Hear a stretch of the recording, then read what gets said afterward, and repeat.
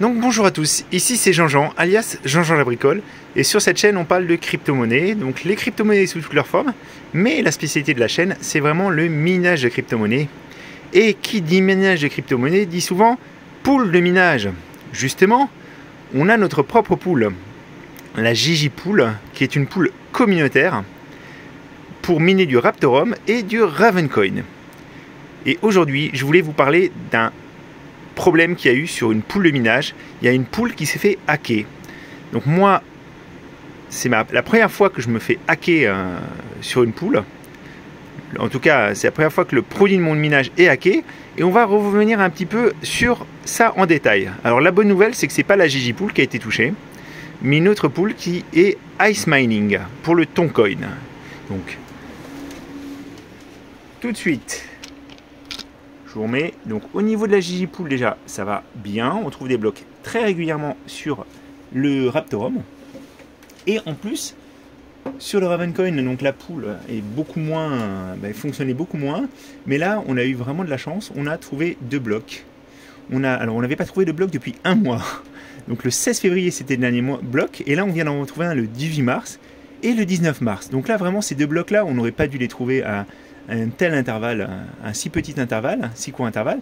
Mais du coup, pour les gens qui ont miné comme moi pendant plus d'un mois sans générer aucun Ravencoin, ça a été un peu le jackpot et on a récupéré un petit peu tout ce qu'on avait investi. Donc moi, j'ai touché plus de 2000 Ravencoin sur cette période. Ce que je voulais donc aborder avec vous, c'est le problème du hack des pools.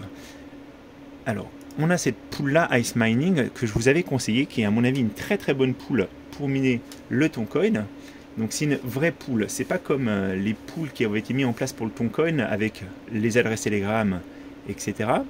Et cette pool, malheureusement, a été hackée. Donc ils n'en parlent pas sur le site lui-même. Voilà, donc il n'y a pas d'annonce. Par contre, ils ont un Discord, et sur le Discord, ils en ont parlé officiellement. Ils en ont parlé officiellement, ils l'ont fait dans les annonces.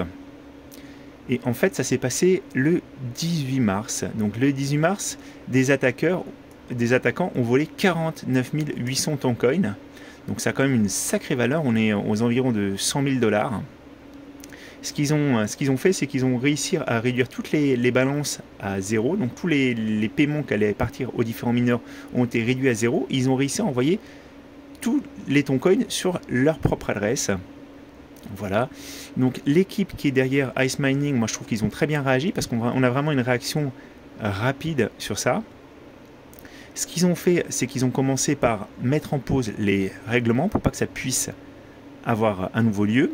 Ils ont essayé d'analyser d'où venait le hack. Donc ils ont réussi à trouver les adresses IP qui avaient été utilisées. Ils ont réussi à trouver où était l'argent sur Uniswap. Et en fait, ils se sont rendus compte que les attaquants avaient déjà, des fonds sur cette adresse-là. Donc potentiellement, ils ont peut-être déjà hacké d'autres pools de minage. Donc, moi, c'est ce que je pense. Donc ils ont identifié à peu près les adresses des attaquants. Par contre, en fait, ce qui se passe, donc ils ont surtout désactivé les paiements automatiques et ils procèdent à des paiements manuels pour éviter que ça se reproduise.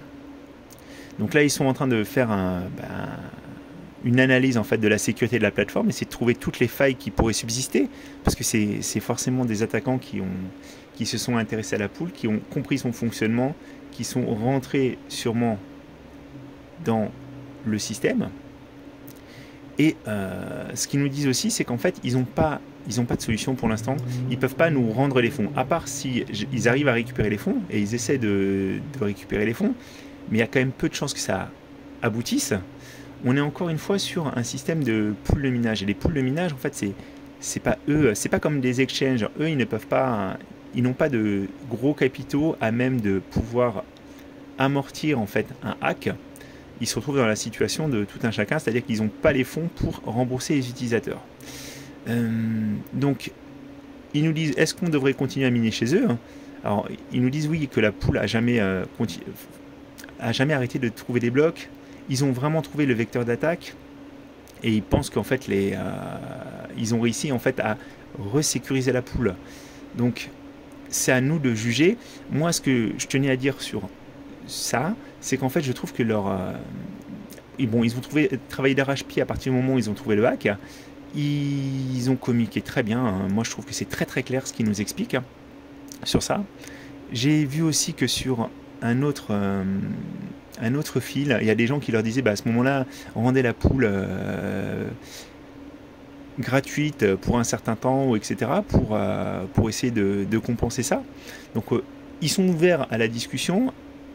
Encore une fois, ça peut arriver. Ça nous rappelle bien en fait ce petit adage, voilà, not your key, not your coin. Quand vous n'avez pas les clés de sécurité, ce ne sont pas vos coins. Là, en fait, quand vous êtes sur une pool de minage, ça peut arriver, ça pourrait arriver aussi à notre pool. La grosse différence, c'est que là, en fait, ils se sont attaqués à une grosse pool, parce que Ice Mining, c'est quand même une pool qui avait plus de 100 000, qui avait à peu près 100 000 $ de règlement par cycle de règlement. Donc on n'est pas du tout dans la même échelle. Nous, on a des petits règlements de quelques centaines d'euros, donc c'est pas ça qui va les intéresser, je pense. Et c'est quelque chose qui peut arriver. Alors en plus, ce qui se passe, c'est que Ice Mining, ils ont mis en place un système de règlement, moi, qui me convient très très bien. C'est-à-dire qu'en fait, on est réglé dès qu'on a atteint 1 tonne, et on est réglé une fois par jour.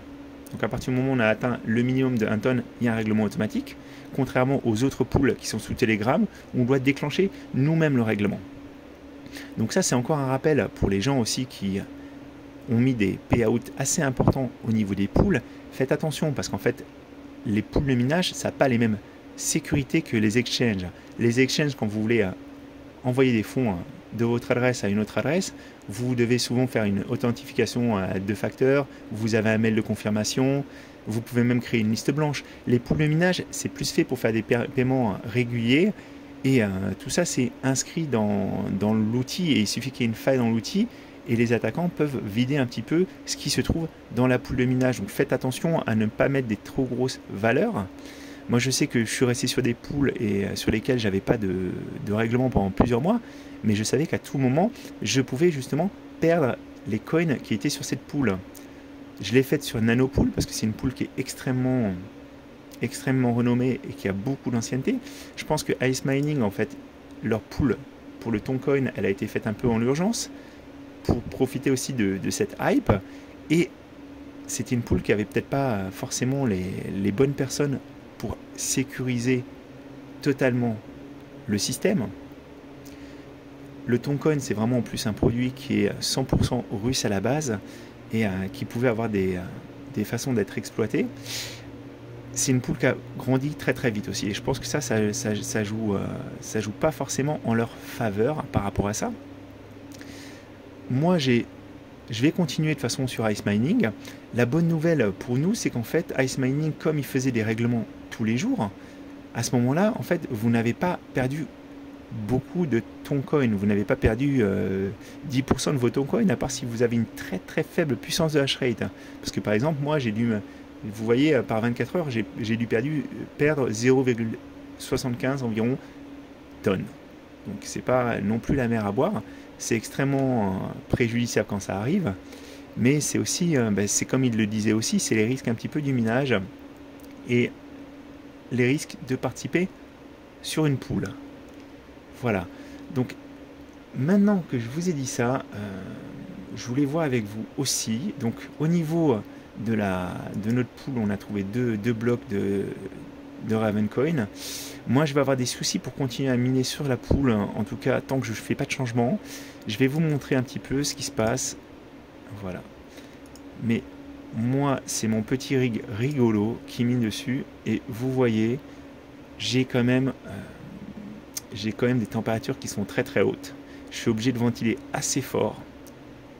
Et le problème, c'est qu'on va arriver en plus dans une période estivale. Du coup, je serai obligé de quitter la pool, en tout cas sur cette machine-là.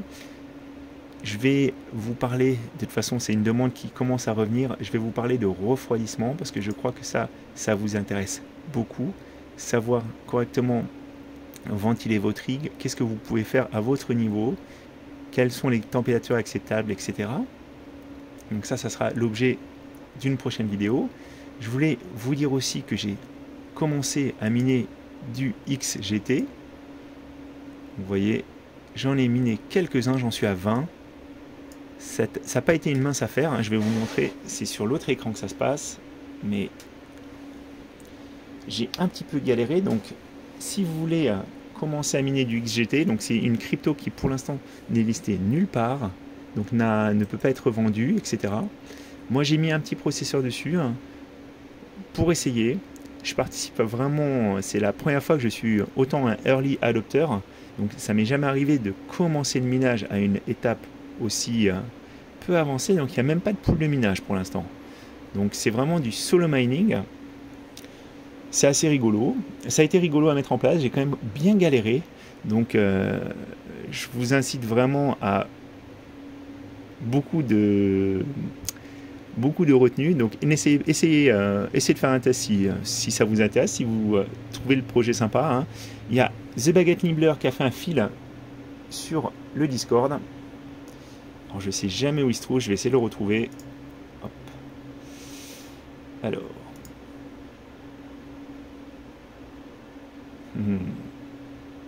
Il n'est pas très loin ce fil.